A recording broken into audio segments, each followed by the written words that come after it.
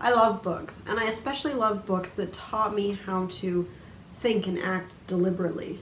There are a few great books that were written about the law of attraction and how to use it, and some of my favorites include The Science of Getting Rich by Wallace Wattles, Ask and It Is Given by Jerry and Esther Hicks.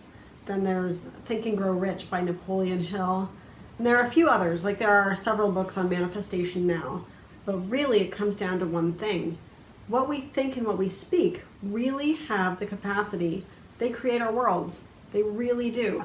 I have so many examples from my own personal life now that I've learned that. I'm constantly in creation and I'm aware of it, right? So many of us go through our lives and we're not aware that what we speak and think about creates our actual realities. And it seems like a foreign concept because we're looking out there, looking around at everything that is around us, and we think that that is what's dictating what's in here, but really it's what's in here that's dictating what's out there. So just to give you a couple examples from my own personal life is I was sitting in a seminar one time, and there was a man, Satish Verma from the Think and Grow Rich Institute, who was speaking up on stage, and they were saying that they were going to be giving away an entire program for the Think and Grow Rich Institute, you know, the first, second, and third course. Now, there were a lot of people in this venue, and I thought to myself, if it's true, and I am the one who creates my reality, that must mean that everyone else is creating their reality, totally independent of what I'm creating right now. So before I would have been thinking, if I win, I'm going to be taking away from somebody else. And then therefore I would not have actually put myself in I wouldn't have won because I would have in my mind been competing with others. But this particular time I said, well, this is my reality and I'm creating it and I'm winning that. So sure enough, there was the person on stage, Marcos Mendoza, had asked a question, and the first person who was going to get it right was going to be coming up on stage to have a few more questions asked. And before he had the question out, I already had the answer. And so I jumped up and I said what the answer was, and I went up on stage and I won the course. Now, if I had not have been already deliberately intending that to happen, I wouldn't have won.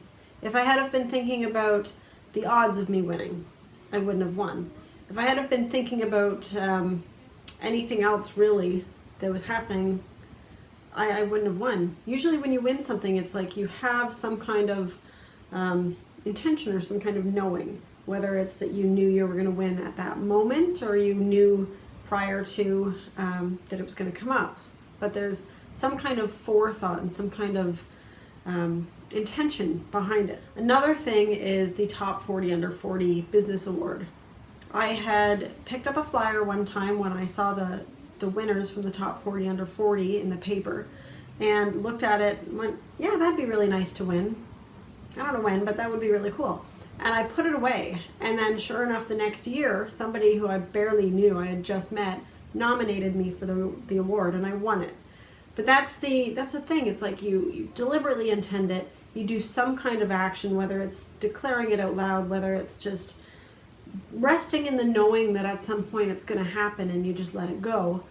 However it goes, you actually create it and you allow it to happen. So the difference between just saying it, like, you know what, I want to have my house really clean, and then the actually like, I'll have a clean house this weekend, totally clean. There's a different feeling that you get. Like one is like you're speaking and you have conviction, you know it's going to happen. Things will line up for somebody who just knows something's going to happen. Opportunities will come to the person who is willing it to come to them because of their thoughts and their actions and their intentions. So be the person that is willing your intention to happen. Be the person who is causing the manifestation intentionally. You're attracting things 24/7 anyways, so you might as well really go, what is it that I want? Get clear on that and create that. You have the power. We all have the power. You're not taking away from anybody. It's really it's totally independent. So create your world the way that you want to create your world for you. So what would you like to attract into your life? And if you need help actually getting yourself to the point where you believe enough that you can declare it and make it happen, then you just have to get yourself around some other people who use law of attraction very well. Okay? That's it. So think about what you want to create and deliberately will it into your life. Until next time, it's Amy Thompson from the Finishers Club. I'll see you soon.